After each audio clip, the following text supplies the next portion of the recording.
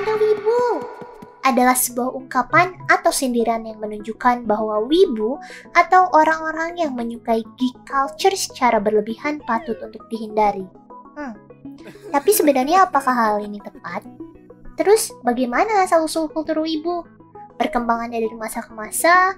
Dan apakah ada pengaruhnya bagi peradaban, baik maupun buruknya? Semuanya akan kita bahas di first episode of Piros Talk bersama Pirosofi, VTuber dari Omni VR.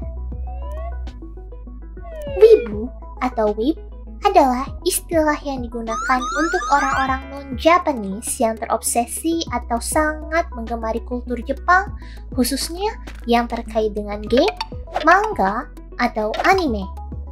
Meskipun istilah wib itu sendiri baru muncul di 4chan, sebuah situs berbagi gambar populer sekitar 1 dekade lalu, kultur wibu atau Japanophilia sebenarnya sudah lahir sejak era 80-90-an ketika pop culture Jepang mulai bersanding, bersaing, dan perlahan-lahan menggantikan pop culture Amerika.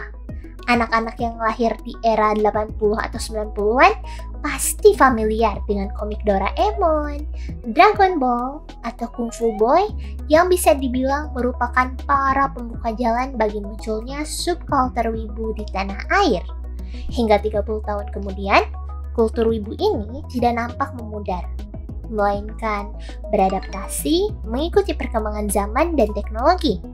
Saking kuatnya pengaruh kultur wibu ini, banyak anak-anak yang saat ini telah tumbuh dewasa tetap menggenggam erat kesukaannya terhadap konten-konten terkait. Orang-orang dewasa yang tadinya hanya menjadi konsumen, sekarang turut andil menjadi penggerak atau bahkan produsen dari kultur wibu ini loh. Sehingga secara ekonomi, Fox.com melaporkan bahwa industri J-Culture, terutama industri anime, sudah menghasilkan lebih dari 19 miliar US dollar setiap tahunnya dari global market dan menjadi salah satu penyokong ekonomi terbesar bagi Jepang loh. Tumbuh pesatnya suatu industri tentu saja mengangkat industri-industri pendukungnya kan? Berkat wibu, industri makanan, tourism, fashion, dan lain-lainnya pun ikut mendapatkan imbas perluasan market. Dan uniknya, belum banyak negara lain yang mampu menyamai kesuksesan Jepang dalam mengangkat kultur popnya menjadi subkultur yang diterima secara global loh. Jika terlihat secara makro, kultur wibu ini nampaknya membawa manfaat yang sangat positif, bukan? Namun tentunya, semua hal memiliki sisi negatif jika dilakukan secara berlebihan. Beberapa hal negatif yang ditimbulkan jika kesukaan terhadap J-Culture ini sudah berubah menjadi obsesi adalah: yang pertama, bisa menjadi terdissociate dari dunia nyata dan menganggap bahwa hidupnya seperti anime yang ditontonnya.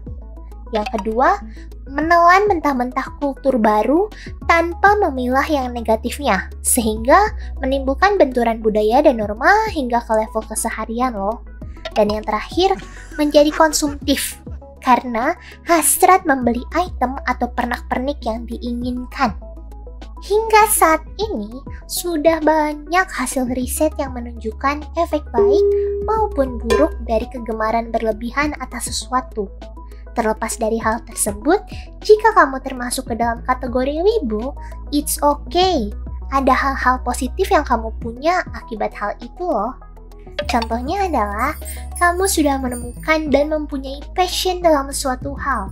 Karena banyak banget orang di luar sana yang sama sekali belum menemukan passion dalam hidupnya.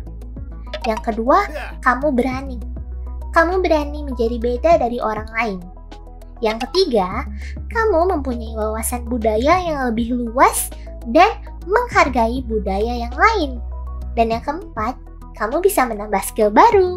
Karena biasanya sedikit demi sedikit kalian pasti menguasai atau mengerti bahasa Jepang kan? Ya meskipun seadanya. Tapi ingat ya, jangan sampai berlebihan karena semua yang berlebihan itu tidak baik. Dan jika kamu bukan wibu, tapi memiliki teman atau kenalan seorang wibu, gak perlu menjauhi atau menganggap mereka sebagai freak ya. Gak perlu juga itu namanya stereotyping seperti memanggil atau terus-menerus bercanda, "Wibu, wibu," atau membedakan mereka sehingga mereka tidak semakin lari atau larut ke dunianya dan memisahkan diri. Karena pada dasarnya, semua orang memiliki hobi atau passion terhadap kegemaran yang berbeda-beda. Mungkin kamu bisa mengenalkan hal seru di luar kultur wibu padanya, sambil mencoba belajar tentang apa sih yang menarik dari perspektif temanmu sebagai seorang wibu. Exchange of ideas and informations biasanya sangat bermanfaat dalam menumbuhkan empati dan nalar loh.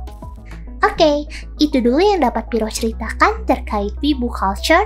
Di episode berikutnya, Piro akan berbagi mengenai macam-macam obsesi berlebihan pada hal-hal lainnya.